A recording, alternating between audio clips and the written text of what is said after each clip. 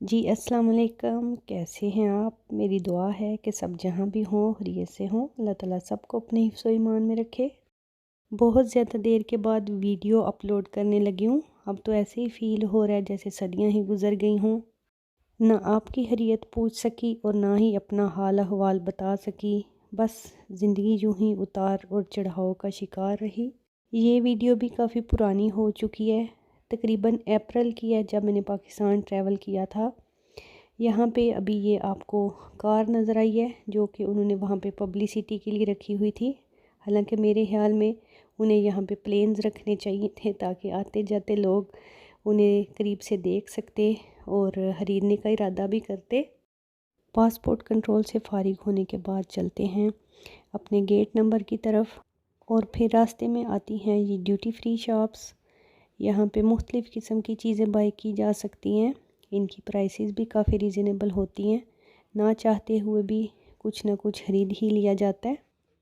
बहुत early morning थी इसलिए यहाँ पे गिनती के ही लोग नज़र आ रहे हैं। आहिस्ता आहिस्ता रश होना शुरू हो जाएगा। उससे पहले मैं चली जाऊँगी अपने गेट के करीब। ड्यूटी फ्री शॉप से मैंने कुछ चॉकलेट्स और कैंडीज़ ली थी ताकि पाकिस्तान में बच्चों को गिफ्ट कर सकूं। मौसम इतना ज़्यादा गर्म नहीं था इसलिए मैंने काफ़ी ले ली और उसके बाद यहाँ से खाने के लिए अपना एक सैंडविच ले लिया था। फिर मैं वॉशरूम आ गई थी ताकि थोड़ी सी फ़्रेश हो जाऊं। इस तरह के वॉशरूम पाकिस्तान में जाके हम बहुत ज़्यादा मिस करते हैं। यहाँ पे साफ़ सुथरे वॉशरूम और टॉयलेट्स की आदत हो जाती है इसलिए वहाँ पे जाके दिल बहुत ख़राब होता है। ये एयरपोर्ट का रनवे एरिया है। उस टाइम पे एयरपोर्ट पे काफ़ी स्नो थी। जितने भी ये येलो कलर्स के ट्रैक्टर आपको नज़र आ रहे हैं ये सारे एयरपोर्ट को साफ़ करने पे लगे हुए हैं। बहुत ज़्यादा इस चीज़ का यहाँ पे ख्याल रखा जाता है कि एयरपोर्ट पे बिल्कुल भी फिसलन नहीं होनी चाहिए ताकि लैंडिंग और टेक ऑफ के टाइम पे जहाज़ को कोई मुश्किल का सामना ना करना पड़े। ज़मीन की तरफ मौसम क्लियर था इसलिए स्नो नज़र आ रही थी। यूँ ही जहाज़ थोड़ा ऊपर गया तो बादलों ने उसे घेर लिया। फिर बिल्कुल धुंध सी छा गई थी, नीचे कुछ भी नज़र नहीं था आ रहा। और जब ज़्यादा बुलंदी पे जहाज़ गया तो फिर मौसम बहुत ज़्यादा क्लियर हो गया था, सारे बादल नीचे रह गए। प्लेन जब ज़्यादा बुलंदी पे आया तो चमकते हुए सूरज ने वेलकम किया और पीछे से ये बादल हैं जो रुई के गालों की तरह नज़र आ रहे थे। और ये था जी हमारा कतर का प्लेन। पिछली दफ़ा मैंने एमिरेट्स की टिकट ली थी और इस दफ़ा मिली थी मुझे कतर की। ये उनका खाना था, काफ़ी अच्छा टेस्ट था खाने का। सिंपल सा था, इतना नमक मिर्चें या मसाले नहीं थे इसमें लेकिन टेस्ट अच्छा था। खाना खा के और काफ़ी टी वगैरह पीने के बाद प्लेन्स ने अपनी लाइट्स ऑफ कर दी थी ताकि जो लोग रेस्ट करना चाहें वो रेस्ट कर लें। फिर हम पहुंच गए थे ये दोहा एयरपोर्ट पे। यहाँ पे एक बहुत ही मज़े की चीज़ थी कि एयरपोर्ट के अंदर से ट्रेन गुजरती है जिसे देखने के लिए काफ़ी लोग खड़े थे। मैं आ गई थी यहाँ पे सिवनियर शॉप पे। बहुत प्यारी मुख्तलिफ़ किस्म की चीज़ें थी। मैंने इनमें से ख़रीदा कुछ भी नहीं था, जस्ट इन्हें देख रही थी ताकि टाइम पास हो जाए। मैं चूँकि अकेली सफ़र कर रही थी, फैमिली साथ नहीं थी, इसलिए कुछ भी ख़रीदने का मूड बिल्कुल नहीं था हो रहा। बस ये था कि अल्लाह अल्लाह करके ये घंटे गुजर जाएं ताकि मैं पाकिस्तान पहुंच जाऊं। मैंने इस वीडियो को जब बाद में देखा तो थोड़ा पछतावा हुआ कि मुझे कुछ ना कुछ ख़रीद लेना चाहिए था। लेकिन खैर ज़िंदगी हो तो इंशाल्लाह फिर कभी जाएंगे तो ज़रूर ख़रीदेंगे। दोहा का ये एयरपोर्ट बहुत ज़्यादा बड़ा था। ये इंफॉर्मेशन काउंटर थे, काफ़ी ज़्यादा लोग कुछ इन्फॉर्मेशन लेने के लिए यहाँ पे खड़े थे और मैं तो एक साइड पे अपने बोर्डिंग पास को गोद में रख के बस जहाज़ के आने का इंतज़ार कर रही थी। 3 साढ़े 3 घंटे के इंतज़ार के बाद जब स्क्रीन पे हमारे जहाज़ का नंबर आया तो मैं बहुत ज़्यादा खुश हुई और अपना बोरिया बिस्तर लपेट के तेज़ी से जहाज़ की तरफ गई। और यहाँ पे जी हम लैंड हो चुके थे पाकिस्तान के एयरपोर्ट पे। और ये वहाँ का सारा पार्किंग एरिया है। पाकिस्तान उतरते ही सबसे पहले वहाँ की पोल्यूशन ज़्यादा हवा का एक बड़ा सा घूंट अंदर लेके जाते हैं। फिर उसके बाद जो सांस आती है वो बहुत ही सुकून वाली होती है। यहाँ पे हमारी गाड़ी अभी लाहौर की सड़कों पे ही फराटे बा रही थी। काफ़ी सफ़र बाकी था क्योंकि लाहौर से गुजरात जाने में 2 से ढाई घंटे लग ही जाते हैं। और लाहौर ही में बट कढ़ाही से हमने खाना ख़रीदने के लिए स्टॉप करना था। पहले जाना था हमने कज़ाफ़ी स्टेडियम वाली बट कढ़ाही पे, लेकिन वो ब्रांच किसी वजह से बंद थी। जब मैंने नेट पे चेक किया तो ये कोई और एरिया था। ड्राइवर ने कहा कि बाजी ये वाली खुली होगी, यहाँ पे चले जाते हैं, इसलिए हम सीधे यहीं पे आ गए। अल्हम्दुलिल्लाह से खाना हमें यहाँ से मिल गया था। और फिर बातों बातों में गुड़ की बातें होने लगी कि पाकिस्तान में गुड़ कैसे बनता है। और बिल्कुल जिस रोड से हम जा रहे थे वहीं पे ये सारा गुड़ बनाने का सेटअप लगा हुआ था। ड्राइवर कहने लगा कि देखें बाजी, जिस चीज़ का हम जिक्र कर रहे थे वो तो हमें रोड साइड पे ही मिल गई, तो क्या आप देखना चाहती हैं? मैंने कहा क्यों नहीं। फिर थोड़ी सी देर के लिए हम यहाँ पे रुके। ये देखिए उनके पास बहुत ज़्यादा गन्ने थे और जूस बनाने की मशीन लगी हुई थी। इसके अलावा बड़ी बड़ी सी कढ़ाइयाँ थी जिनके अंदर जूस डाल के वो गुड़ बना रहे थे। मैंने काफ़ी ज़्यादा बाय कर लिया। और उसके बाद फिर जब हम यहाँ पे आए तो ये है मोहम्मद सुलेमान की कुल्फ़ी, जो बहुत ज़्यादा मशहूर है। ये हमारे ड्राइवर बहुत ज़्यादा इन चीज़ों का ध्यान रखते हैं कि कौन कौन सी अच्छी चीज़ें यहाँ से मिलती हैं। जब भी हम कहीं इनके साथ आए जाएँ तो ये हमें कुल्फ़ी ज़रूर खिलवाते हैं। और एक दिन फिर मैं जा रही थी बाज़ार की तरफ।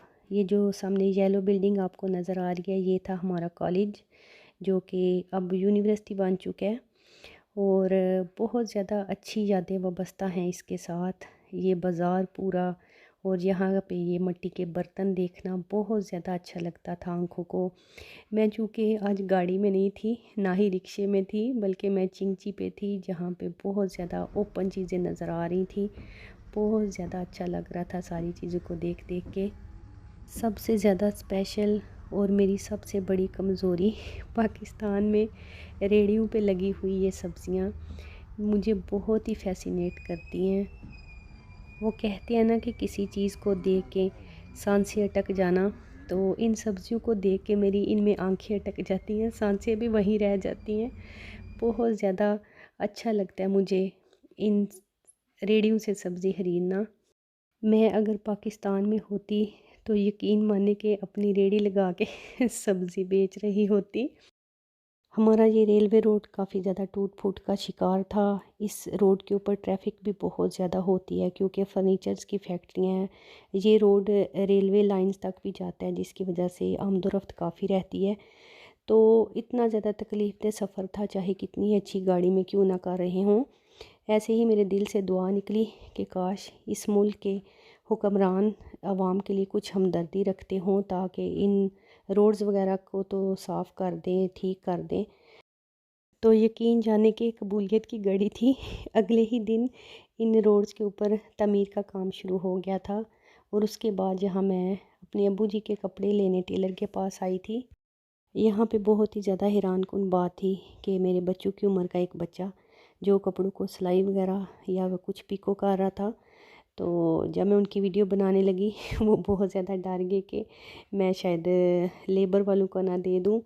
लेकिन मैंने उन्हें बोला कि ऐसा कुछ नहीं, मैं जस्ट अपने बच्चों को दिखाने के लिए बना रही हूँ। और अच्छा था कि बच्चा साफ़ सुथरे माहौल में बैठ के काम कर रहा था, बजाय इसके कि गलियों मोहल्लों में जाके आवारागर्दी करे।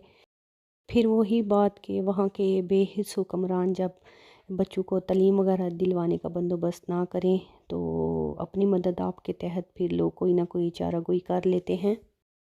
और फिर कुछ कपड़े बाय करने थे, उसके लिए मैं एक शॉप पे गई। थोड़ी प्यास महसूस हो रही थी। जब मैंने उनसे पानी का बोला तो उन्होंने हमें ये शेज़ान की जो मैंगो टेस्ट वाली बोतल होती है वो सर्व की। बहुत ज़्यादा मज़े की थी, बहुत ज़्यादा देर बाद पी थी, तो बहुत अच्छा लगा। बहुत ज़्यादा उनका शुक्रिया भी अदा किया। फिर यहाँ से कुछ शॉपिंग वगैरह करने के बाद हम घर आ गए। और बहुत ज़्यादा बड़ा फ्रॉड हो गया हमारे साथ। ये देखिए जी, एक 5,000 का नोट है जो बिल्कुल असली नोट जैसा लगता है। ये हमें कोई बस पैसों के अंदर मिक्स करके दे गया था। 5,000 का फटका हमें लगा गया। खैर कोई बात नहीं, फ़्रॉड करने वालों को अल्लाह खुद देखता है और अल्लाह पाक हमें इसके बदले पता नहीं कितने दे देगा। ये जो अभी फ़र्नीचर की दुकान आपको नज़र आ रही है, ये है जी मेरे चचा जी की। और उनकी ये फैक्ट्री जहाँ पे फ़र्नीचर बनता है वो शायद और जगह पे है, और ये शायद शोरूम सा है। यहाँ पे तैयार माल भी होता है और आर्डर पे बंदा तैयार भी करवा सकता है। बहुत ज़्यादा फर्नीचर रखा हुआ था, सारी जगह फुल थी। बस दरमियान दरमियान से गुज़रने का रास्ता था, क्योंकि यहाँ पे जो फर्नीचर बनते हैं वो बहुत ज़्यादा हैवी होते हैं। लकड़ी का बहुत ज़्यादा इस्तेमाल होता है। इस्तेमाल क्या, मेरे ख़्याल में ये ज़िया होता है कि इतनी ज़्यादा लकड़ी लगा के सिर्फ़ एक बेड या एक शोकेस, एक ड्रेसिंग टेबल तैयार होता है। मुझे बेसिकली इतने हैवी फर्नीचर पसंद नहीं, क्योंकि इन्हें मूव वगैरह करने में या इधर उधर जब इनकी सेटिंग करनी हो, हिलाने हो, रखने हो, तो तब भी बहुत ज़्यादा महसूस होता है कि ये बहुत ज़्यादा वज़नी है। मैं सिर्फ़ 5 से 6 दिन के लिए पाकिस्तान गई थी और वहाँ की भाग दौड़ में टाइम कब गुज़र गया पता ही नहीं चला। अब हुआ चाहता है वापसी का सफ़र, और यहाँ पे दोबारा से हम प्लेन के अंदर हैं और ये भाग दौड़ में पाँव मेरे देखे जैसे फटे जा रहे हैं। इतनी ज़्यादा स्वेलिंग हो गई थी कि जूतों से बाहर आ रहे थे, जूतों में पूरे भी नहीं थे आ रहे, और लटका लटका के बहुत ज़्यादा दर्द भी हो रहा था। और वापस घर आके पता चला कि हमारे साथ एक और फ्रॉड हो चुका है। पाकिस्तान से नजाब ड्राई फ्रूट वालों से मैंने कुछ नट्स और ड्राई फ्रूट्स लिए थे, जिन्होंने अपनी बहुत ज़्यादा अच्छी पब्लिसिटी की हुई थी कि उनके ड्राई फ्रूट्स बहुत अच्छे होते हैं। लेकिन फ़्रॉड की हालत देखें कि एक नट के ऊपर एक्स्ट्रा छिलका चढ़ा हुआ था, और ऊपर जिस जो उन्होंने क्वालिटी बताई हुई थी वो बिल्कुल भी नहीं। बस जी, तो अल्लाह ही पूछे ऐसी बेईमानी करने वालों को। और आज का व्लॉग यहीं तक था। इंशाल्लाह फिर कोशिश करूँगी कि जल्द ही कोई वीडियो अपलोड करूँ।